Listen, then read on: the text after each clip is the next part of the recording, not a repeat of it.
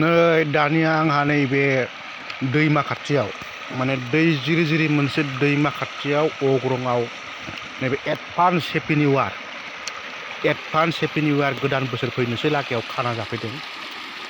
नै बैहाय नायहर हिनजावफ्रा थोरसि लथा सुदों बेहाय माने बे दै खाथियाव मोजां आरो खाना जानो। Advance happy new year.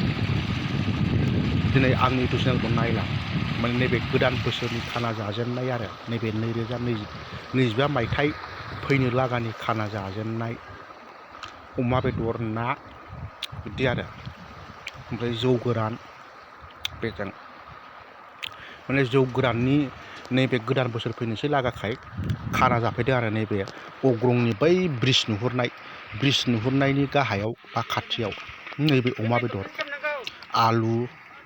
आलु स्कुवास लाब्रा नै दालि ओंख्रि जोंनि लकेलनिखौ नायनांगौ आरो बिथांमोनहा माने लकेलनिखौ नायोबा जोंहा साबस्क्राइबार खालामोबा जोंहा जोंनि लकेलनि मानसियानो डेभेलप जायो। बेनि थाखायनो लोगोफ्रा अननानै साबस्क्राइब खालाम आंनि इउटुब चेनेलखौ।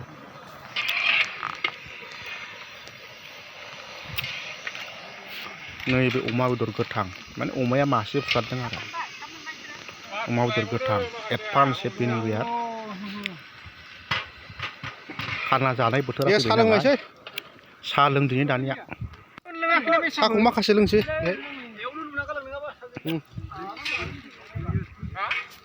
लाल साहायानो मोजां लाल साहा नङा होमबा लाल साहा हाइजें होलायबावदोंसो औ एकदम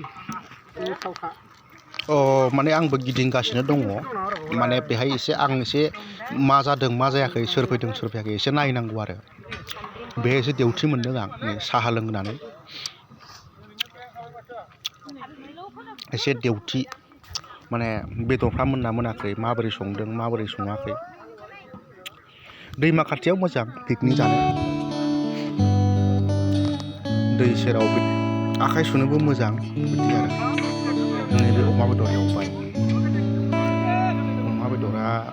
अमा बेदरा मथा मथि अमाया मासे जागोन आरो मथा मथि अमाया 8 फारला माने महनसेयानो जागोन आरो गासै महनसेयानो जागोन एवगासिनो दङ।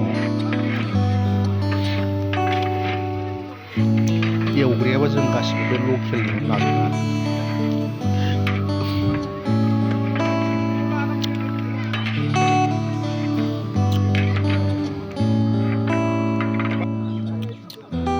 नै जाबाय जाहांबाय माने जागासिनो जोबोद बुरजा मानसि मथा मथि 100 जनसो मानसि जागोन आरो मथा मथि 130-140 जन मानसि जोंनि ग्रुप मोनसे पार्टिनिफ्राय जों जानाय जादों आरो